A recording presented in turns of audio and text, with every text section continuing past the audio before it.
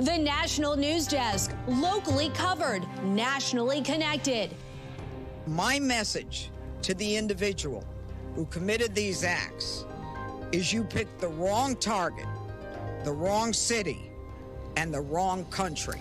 The D.C. ambush timeline now becoming clear. What we are learning about the man police say targeted troops and the Afghanistan withdrawal connection.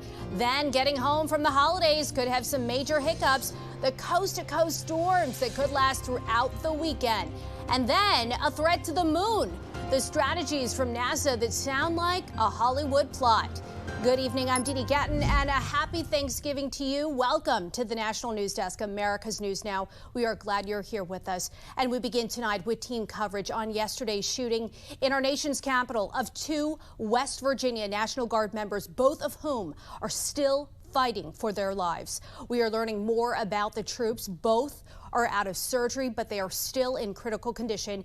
Sarah Beckstrom is 20 years old. Look at the photos on your screen. Her National Guard colleague, Andrew Wolf, is 24. U.S. Attorney for the District of Columbia, Jeanine Pirro, said Beckstrom and Wolf had been sworn in only 24 hours before they were shot. Pirro also spoke about the charges pending for the suspected gunman involved in the D.C. shooting yesterday. The charges that are appropriate right now are 3 counts of assault with intent to kill while armed. He will also be charged with possession of a firearm during a crime of violence. He faces 15 years under the assault with the intent to kill. Pirro says law enforcement will continue to monitor what the charges will be, depending on the well-being of the National Guard members. Attorney General Pam Bondi says that if either guardsmen die from their wounds, they will seek the death penalty. The FBI is investigating the shooting as an act of terrorism. And we are learning more about the suspect. CIA Director John Ratcliffe confirmed the man worked with the CIA in Afghanistan. National correspondent Kayla Gaskins joins us from Washington with more on the administration's response and how this is raising issues of vetting and re-vetting individuals who came to the U.S. from Afghanistan after the 2021 withdrawal. Immigration from Afghanistan to the United States placed on an immediate freeze after an Afghan national allegedly shot 2 National Guardsmen on Wednesday, just blocks from the White House. We're not going to put up with these kind of assaults on law and order by people who shouldn't even be in our country. CIA Director John Ratcliffe confirming Thursday the suspect, 29-year-old Afghan Ramanullah Lakanwal, worked with the CIA to support U.S. military units in Afghanistan. In a statement, Ratcliffe explained the Biden administration justified bringing the alleged shooter to the United States in September 2021 due to his prior work with the U.S. government, including CIA. Lakanwal initially came to the U.S. under humanitarian parole as part of the Biden initiative called Operation Allies Welcome. Once in the U.S., he settled in Washington state with his wife and 5 kids. In 2024, he applied for asylum to remain in the U.S., which the Trump administration granted in April of 2025.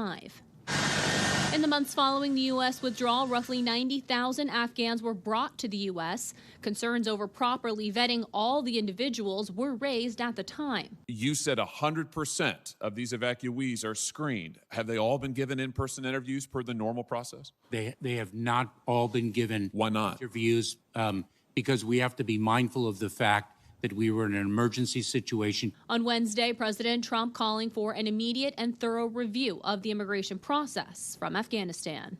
We must now re-examine every single alien who has entered our country from Afghanistan under Biden, and we must take all necessary measures to ensure the removal of any alien from any country who does not belong here or add benefit to our country. A recent Justice Department review finding the Biden administration did not properly vet all arrivals from Afghanistan after the withdrawal, with at least 8 individuals still appearing on federal terror watch lists. In Washington, I'm Kayla Gaskins reporting for the National News Desk, America's News Now. Meantime, in our nation's capital, local leaders and residents alike are still processing yesterday's shooting. The National News Desk, Felicia Ashley, has the latest from the district.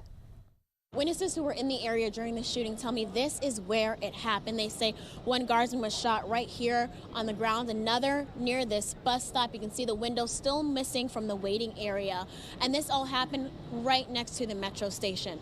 Now on Thursday, as more details unfold, we saw D.C. leaders as well as community members sharing their sentiments, condemning the shooting and still pushing for more answers. The Department of Homeland Security provided this statement following the shooting, saying in part, quote, "He should be starved of the glory he so desperately wants. These men and women of the National Guard are mothers, fathers, sisters, daughters, children of God, carrying out the same basic public safety and immigration laws enshrined in law for decades." Community members also reacting. Gwen Tam lives 2 blocks from the shooting. When she heard what happened, she was praying it wasn't someone she knew. It's really sad. I don't know. It really sucks because, I don't know, it just sucks like right before such a big holiday because they probably had things they were looking forward to. Their families probably had things they were looking forward to. It just sucks. Local D.C. council members are sharing their reactions with 7 News. Councilman Kenyon McDuffie saying he's saddened and that his heart goes out to the victims and their loved ones. Councilwoman Janice Lewis-George says she condemned the violence and she's praying for the National Guard members and their families who should be gathering for a celebration, but instead are dealing with a tragedy. Councilwoman Brooke Pinto, who counsels the area and is the chair for the district's public safety committee, said in part the shooting is devastating and unacceptable and that she is deeply disturbed and saddened, and said as a country we must be more proactive to get firearms off the streets. A lot of people I spoke to that were here yesterday told me they were able to see or hear parts of what happened from the surrounding buildings around me, whether they were here for school or for work or visiting. The main concern, the main question, the main thoughts is that they're just hoping and praying that the National Guardsmen are okay. For now, reporting from Northwest D.C., Felicia Ashley.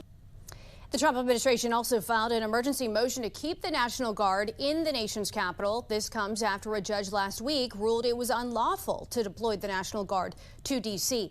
But that's not stopping the administration from sending in more troops in the meantime. That is why tonight I can announce that I have directed the Department of War to mobilize an additional 500 troops to help protect our capital city. That's why President Trump has asked me, and I will ask the Secretary of the Army, to the National Guard to add 500 additional troops, National Guardsmen, to Washington, D.C. The judge's order was put on hold for 3 weeks to allow for appeal. There are currently 2,200 National Guard troops in D.C., down from the high of 2,500 over the summer, which brought down crime numbers significantly. And on this Thanksgiving Day, we hope you are enjoying your holiday meal with family and friends, of course, warm inside. But if you are traveling in the coming days, we want to give you a heads up. We are tracking a major storm that could disrupt millions of trips around the country across at least 40 states starting tomorrow. Take a look here at Friday through Monday's forecast. This large winter storm could dump some of the most snow we have seen so far this season in the central U.S. The Midwest could see 5 to 8 inches of snow across parts of Iowa, southern Wisconsin, and Illinois. Travel impacts could last through Monday. And developing now in a win for Republicans, a federal 3-judge panel is allowing North Carolina to use a redrawn congressional map that targets the state's only swing seat. It's a move Republicans hope will help flip another district as part of President Trump's redistricting push ahead of the 2026 midterms. This as Indiana state legislators are preparing to reconvene next week to discuss carving out more red districts for Republicans, weeks after passing on that plan. And looking ahead to next week, the Supreme Court is expected to rule any day now on Texas's redrawn maps. Justice Samuel Alito reinstated the maps for now. If they stand, Republicans could gain up to 5 seats next November. While these maps could flip or secure the balance of power in Congress next year, on Tuesday, a special election in Tennessee could narrow or widen Republicans' hold of the House, and it is getting very close. National correspondent Jeff Harris breaks it down. In recent weeks, Democrats have seen a surge in socialist and progressive victories, including Zohran Mamdani in New York City, also Katie Wilson in Seattle. A win for Bain, who's dubbed the, quote, AOC of Tennessee, wouldn't just flip a deep red congressional seat, but could also be a bellwether for more of these races come 2026. The race for Tennessee's 7th congressional district now generating national attention. On Truth Social, President Trump voicing his support for Republican Matt Van Epps, writing in part, quote, "Please vote for Matt, who has my complete and total endorsement." Trump loyalist and musician Kid Rock, who's involved with several bars in Nashville, also weighing in this week. Let's keep Tennessee conservative. Let's keep it moving forward with people like Matt here, and let's not let these lunatics into our politics. Meanwhile, former Vice President Kamala Harris attending a Get Out the Vote event in Tennessee last week to rally support for Bain, but did stop short of an endorsement. Why am I here in Tennessee? Because I know the power is in the South. Both parties have poured over $7 million into this election, a sign the race might be a lot closer than many expected, despite Republicans controlling the district since at least 2012.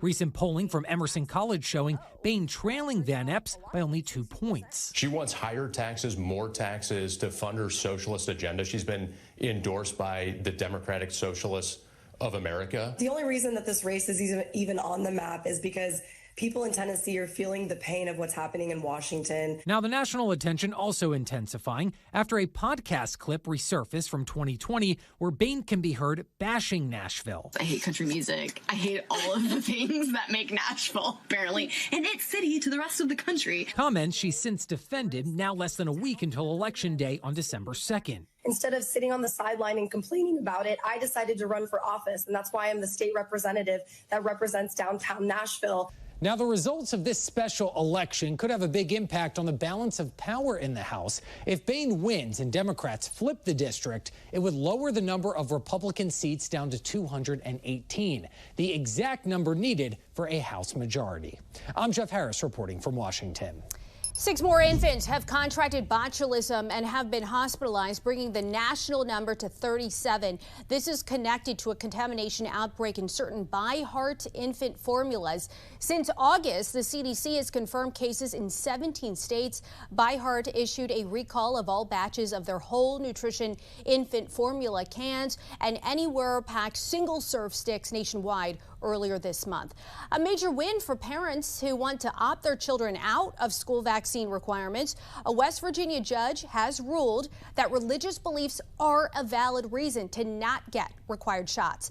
Governor Patrick Morrisey celebrated the decision, posting online, calling it a huge win for religious liberty in West Virginia for every family forced from school over their faith. Coming up next here on the National News Desk, eyes on Russia as Putin weighs the U.S. and Ukraine's latest peace plan, the proposal that forced him to break his silence. Then a hidden fire risk, now triggering a major recall. Straight ahead, a look at the popular Walmart appliance you need to return immediately. And then being sued by the hospital. Now, 4 in 10 adults are falling behind on medical payments. We will explain coming up.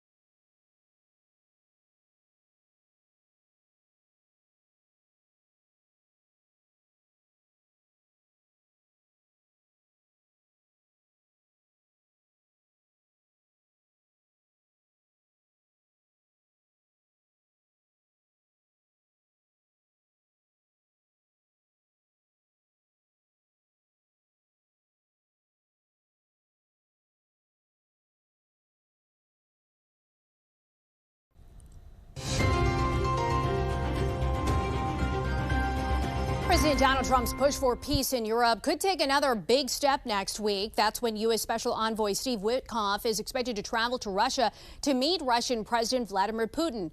The Russian president today indicating Russia is finally ready for serious talks and that the draft plan that exists could be a basis for finally ending the war between Russia and Ukraine. Speaking to reporters, Putin said there are some details that need to be fixed from his perspective, but for now, he agrees with the draft proposal. Here's a look at what the latest agreement includes. Ukraine would not have to give up territory in the Donbass. It also gets rid of the sticking point in which Ukraine would have to promise never to join NATO and gets rid of a strict limit on the size of the Ukrainian army. The death toll in the horrific Hong Kong apartment complex fire has risen to at least 94. As we take a look here behind me at the scene, as many as 76 others are being treated right now in the hospital for varying degrees of injuries. Right now, there are more than 250 people still missing. 3 of the 7 buildings are actually still on fire, but firefighters do say those fires are under control. Looking ahead, an asteroid is heading Earth's way and could hit the moon. The world's top scientists are working on a plan to potentially blow it off course. As national correspondent Matt Gelka reports, it sounds like the plot of a movie, but NASA is running through those scenarios right now. It might not be a big chance, but there's still a chance an asteroid could hit the moon in 2032.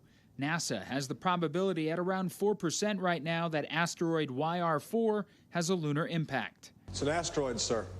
How big are we talking? It's the size of Texas, Mr. President. This one isn't the size of Texas, but if you immediately thought about the movies where they go into space to try and blow up the flying rock and save the world, you're not far off.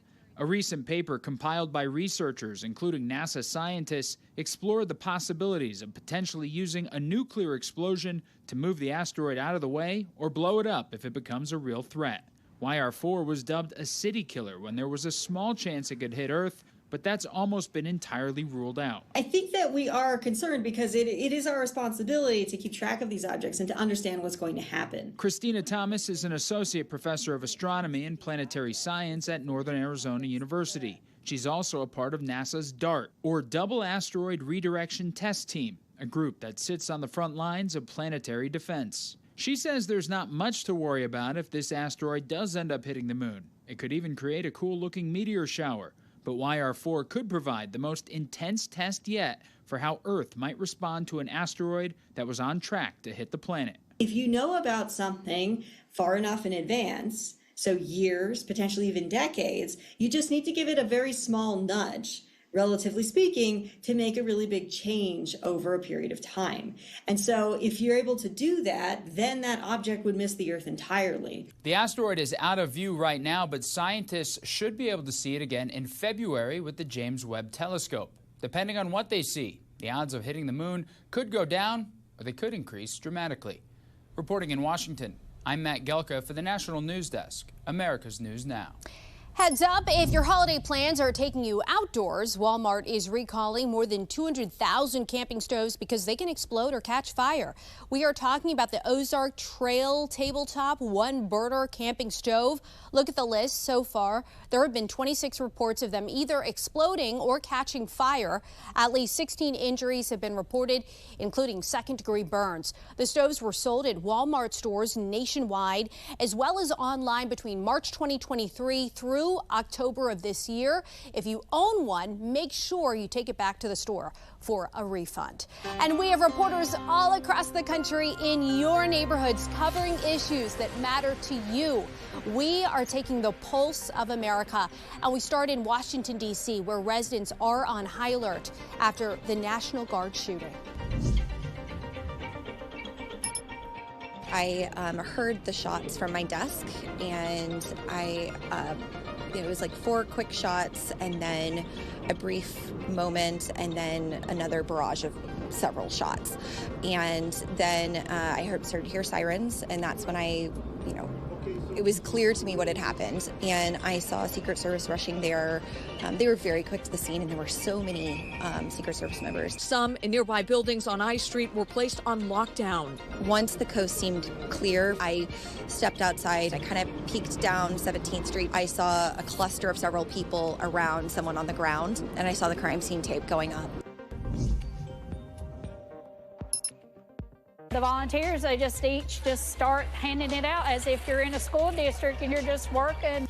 The event is called One Church Thanksgiving and made possible through donations and volunteer help, as 12,000 meals are prepared to be delivered Thanksgiving Day. Some of the volunteers are students who are giving up their time off from school this week to help. This is something like that I don't get to do very often. Like, it's a great opportunity to come out and support my community. It's really fun to help people in need that need it more than I do. And I just feel like sometimes it's better to help other people than just caring about yourself. God is definitely behind this. This is something that He put upon our hearts to do. We are good to go. A choreography of plows pirouetting around the taxiway as planes take off and touch down nearby. Kind of like a dance, right? You got to meet back up in the middle and not run into each other. Rehearsal before a snowstorm is key, as there's no room for error between the plows and the planes in falling snow. Today's formation, the Flying V. And that's where we'll get 8, 10, 12 pieces of equipment, and we'll clear it all in one pass. Dry runs on a dry day are one thing. Once it's snowing, it's a different ballgame. We keep this place going under any condition. Coming up, surviving medical debt inside the epidemic that impacts nearly 100 million Americans.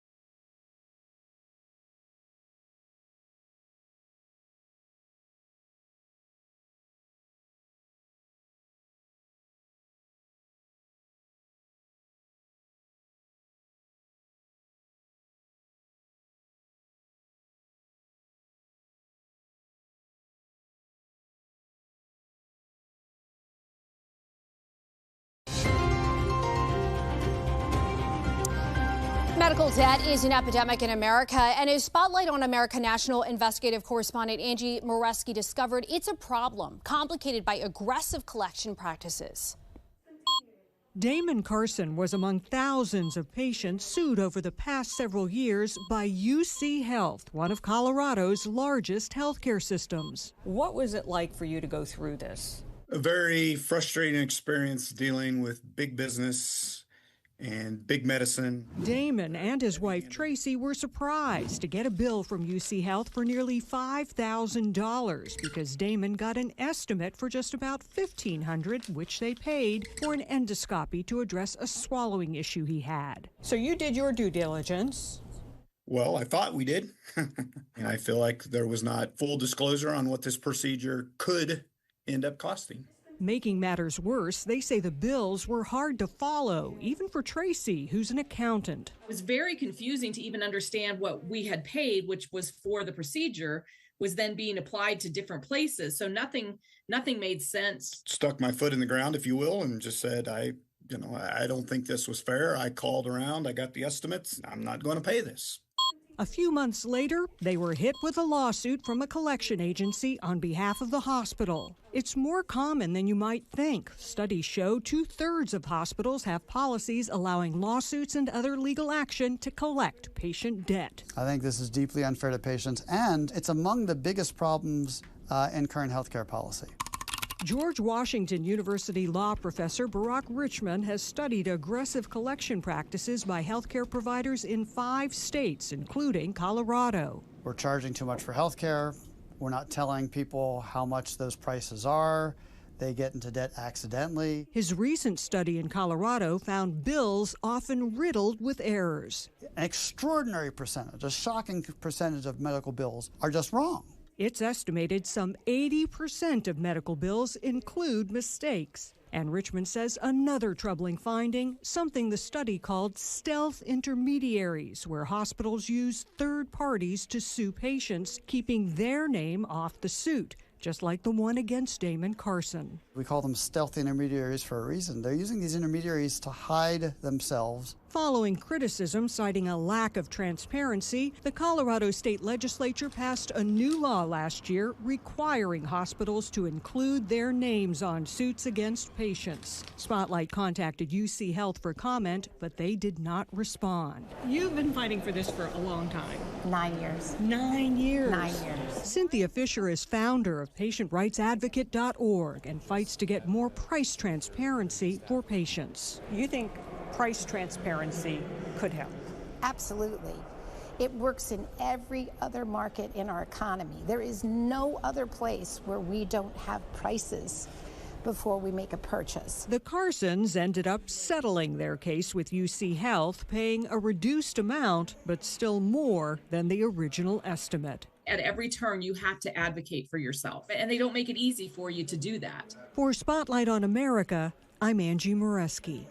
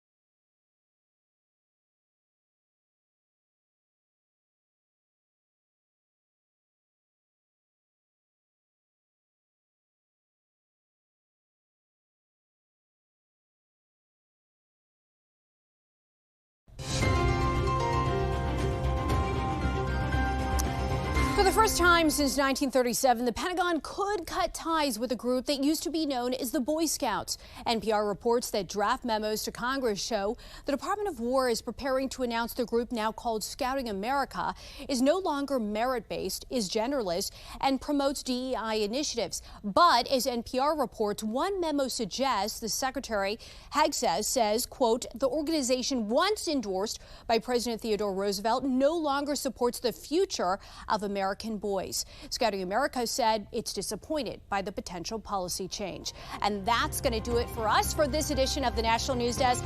I'm Dee Dee Gatton. Thanks for watching. See you tonight at 10.